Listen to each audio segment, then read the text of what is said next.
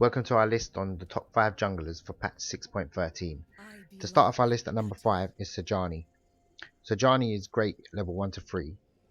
She pretty much she has a knock up and a slow in the early levels, which not a lot of junglers that I played now does. She also has the 5th highest win rate at the moment in all elos at ranked at 51.6%. So she's the 5th highest possibility to win a game if you play her jungle. She also scales well throughout the game. Mid game she's very good as well around objectives, dragon control. She does great in team fights. If you get a 5-man stun with your ultimate, then you pretty much win the team fight if your AD carry and AP carry do well. So that's why she's our number 5. In patch 6.10 she did receive a little nerf, but it was only to her W, the AP percentage health damage. But that's not really a massive deal with her, so at the moment she's just come through the ranks. There's not been many changes for 3 patches in her, and she is very strong. At number 4, surprise surprise, we have Amumu. Now lately I've been playing the game, and it seems Amumu just seems to be winning every single team fight. He has a 52% win rate in all ranks, and even though the last few patches have been nerfs to every single ability, his range on his Q has been nerfed, his W AP ratio. The only thing that has been a buff is the mana has been reduced on his E. Also his AP ratio on his ultimate has gone down from 1.0 to 0.8. So that's been a nerf. However, there's a lot of need for team fight kind of jungle champions, and his ganks are pretty good. If you can land your Q, you don't just like walk up to them, Q, miss it. Especially with red buff, like you can see now, you walk up, you hit them, and then you wait for the perfect opportunity when they're slowed, or you try and get a flash off, which would probably be the best option. So there's a difference between a good Amumu player and a bad Amumu player. Also, when you hit 6, this is pretty much a game-changing ultimate. When you hit 6, you should get your red and go bot lane. You should get a double kill, or at least 2 flashes. So this is the reason Amumu is one of the best junglers. He's the 4th highest win rate at the moment. At number 3 we have Skarner. Now, I think Skarner is one of the most underrated junglers at the moment. The only reason he's not played a lot is probably his ganks 3-6 are not as good. Now he did receive, after his rework, he had received a lot of nerfs, so he went out of the meta. But also with the changes to Iceborne Gauntlet, he is such a strong pick, and his ganks can be very good at level 6. Now, he received, a few patches ago, he received a buff to the damage on his Q, W and E. Also, his ultimate remained the same, so there was pretty much no change to that. Now, if you build him correctly, he can be unstoppable with a lot of cooldown, which a lot of people are building now.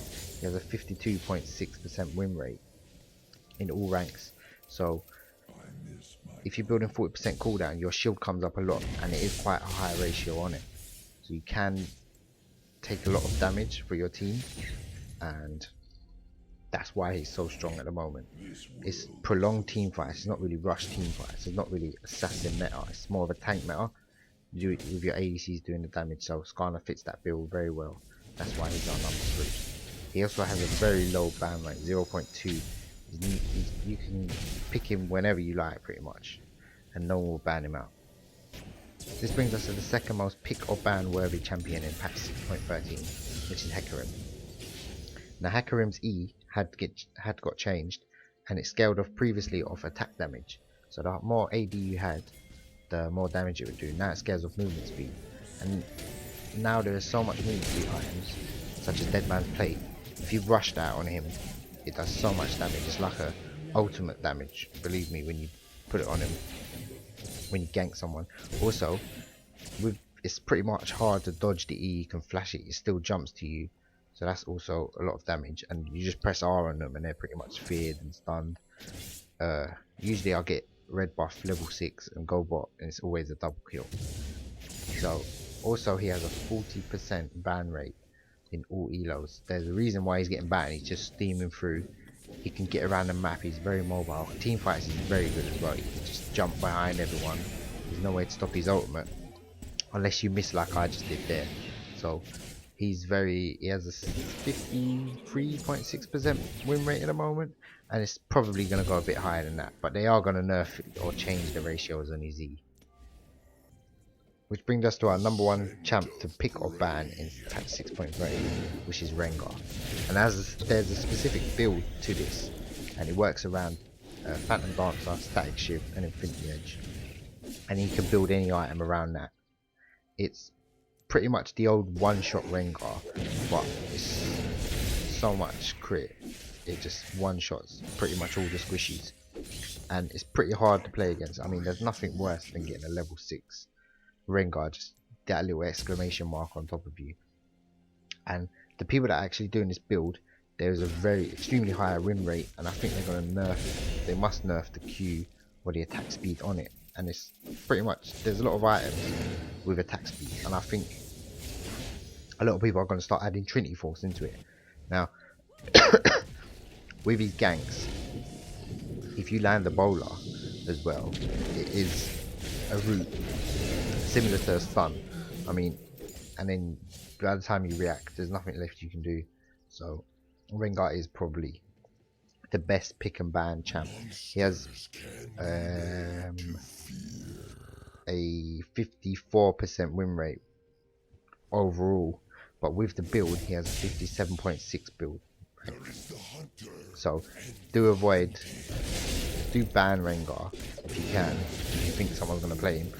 Do also learn the build, have a research on it, and it is a great build, and it's a lot of fun to play. I mean, there's nothing more fun than jumping on squishy and just one-shotting them.